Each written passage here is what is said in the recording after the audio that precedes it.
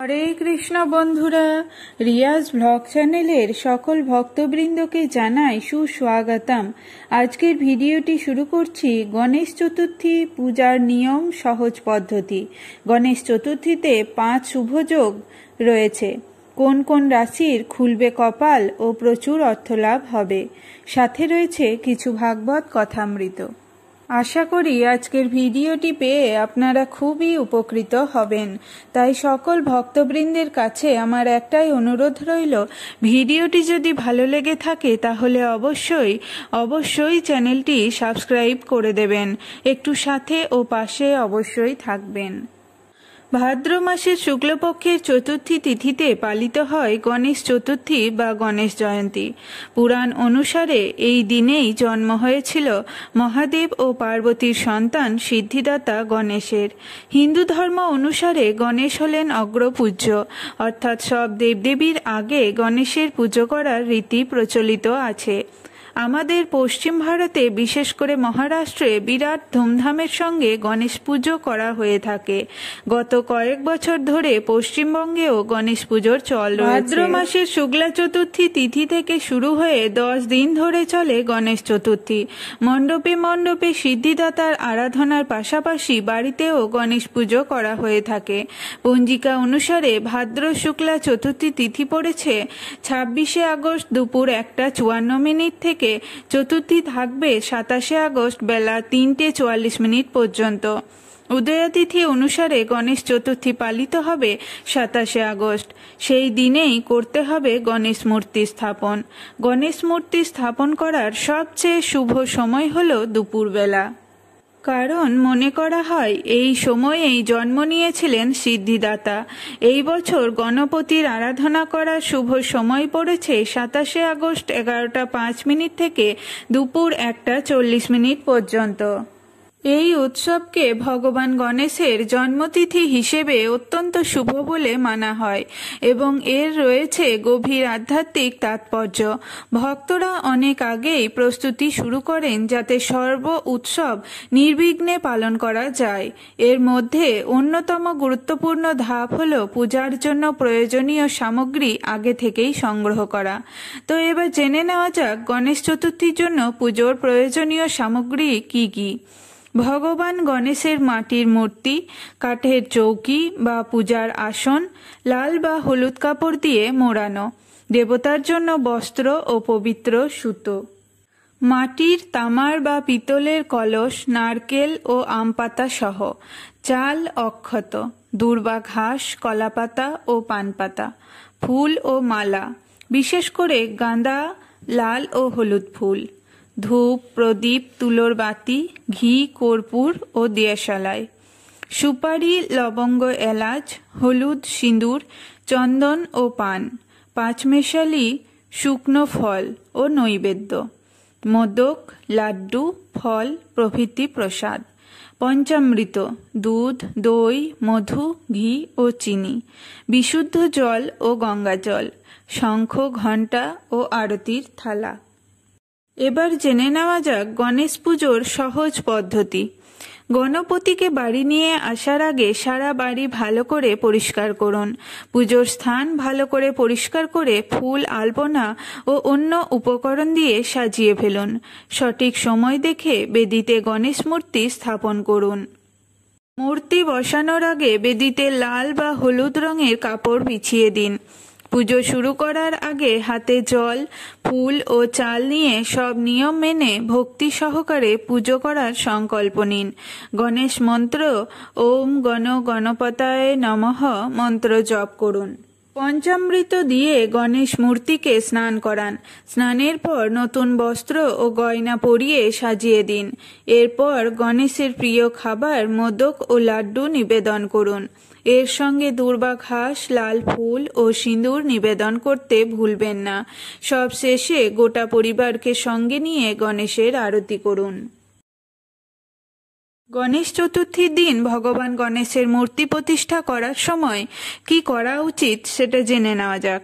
গণেশ চতুর্থীর দিন সর্বদা মাটির তৈরি ভগবান গণেশের মূর্তি পূজার জন্য স্থাপন করুন। মূর্তি আনার সময় ভগবান গণেশের মূর্তি ঢাকা দিয়ে আনতে হবে। মূর্তি প্রতিষ্ঠা করার সময় ভগবান গণেশের মুখ উত্তর অথবা পশ্চিম দিকে তাকাতে হবে।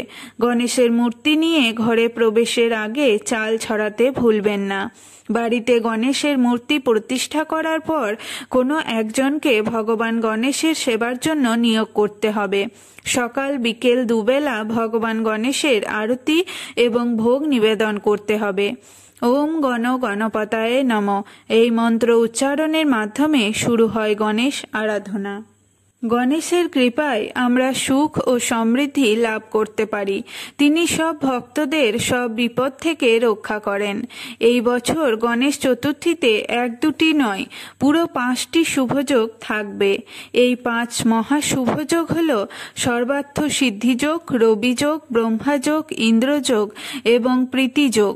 জেনে নিন এতগুলি শুভ যোগের প্রভাবে গণেশ চতুর্থীতে গণপতি বাপ্পার কৃপা পাবেন কোন কোন রাশির জাতকরা। গণেশ চতুর্থীর বিশেষ শুভ ফল পাবেন মেষ রাশির জাতকরা।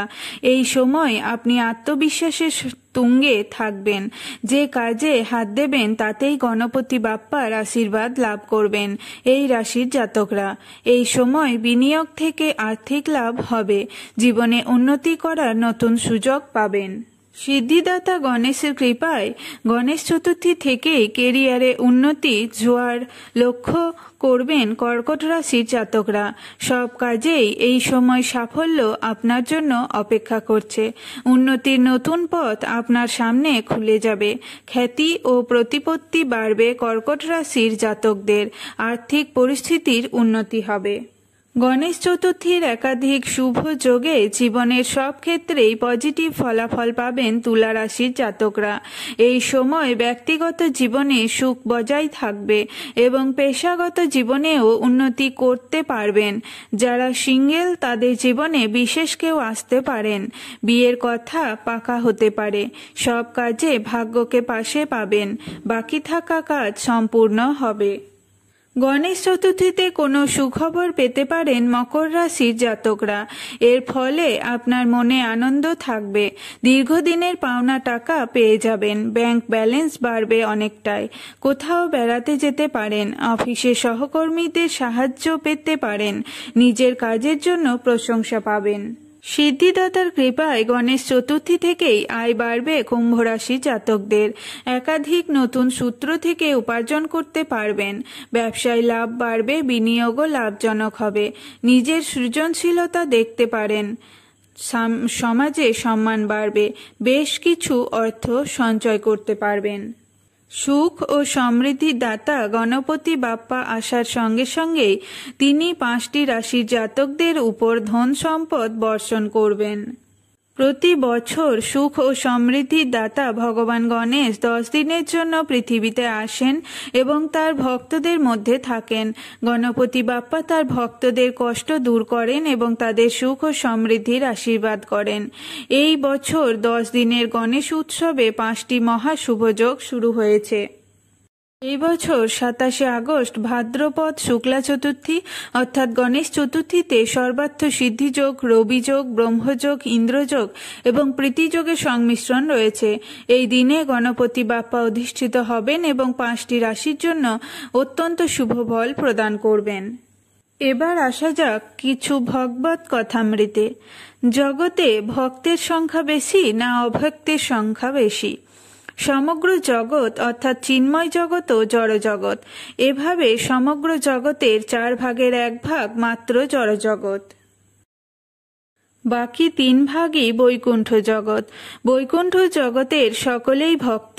অল্প অংশ এই জড়জগতের মধ্যে, আবার ঊর্ধ্বলোকগুলিতে ভক্ত বেশি, যদিও সকাম ভক্তই বেশি।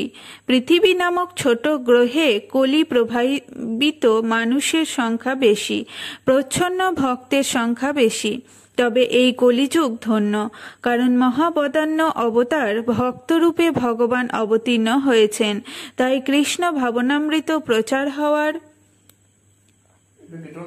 কথা প্রতিশ্রুত হয়েছে। শাস্ত্রে ভবিষ্যৎবাণী করা হয়েছে, আগামী 10,000 বছর অবধি মহাপ্রভুর হরিনাম সংকীর্তন সমগ্র পৃথিবীর প্রতি নগর গ্রামে সবার মধ্যেই ছড়িয়ে পড়বে। ব্রহ্ম বৈবর্ত পুরাণে এই ভবিষ্যৎবাণী রয়েছে। অর্থাৎ কলির প্রথম সন্ধ্যায় ভক্তই বেশি। যদিও বা ইদানিং মনে হচ্ছে জগতে অভক্ত বেশি, কিন্তু ঘোর কলি আসতে না আসতেই একটি বিশাল মঙ্গলময় ভক্তিময় পরিবর্তন সূচিত হবে। 5000 বছর পর ক্রমশ ভক্ত সংখ্যা এই পৃথিবীতে কমতে থাকবে। এই জগতে অসংখ্য প্রাণীর প্রজাতি রয়েছে, তাদের মধ্যে মানুষ জন্ম লাভ করা অত্যন্ত দুর্লভ। তার মধ্যে ভক্তসঙ্গ বহু গুণাধিক দুর্বল। সকল ভক্তবৃন্দকে জানাই, যদি ভাগবত কথামৃত আপনাদের ভালো লেগে থাকে তাহলে অবশ্যই কমেন্টে জানাবেন। রাধে রাধে।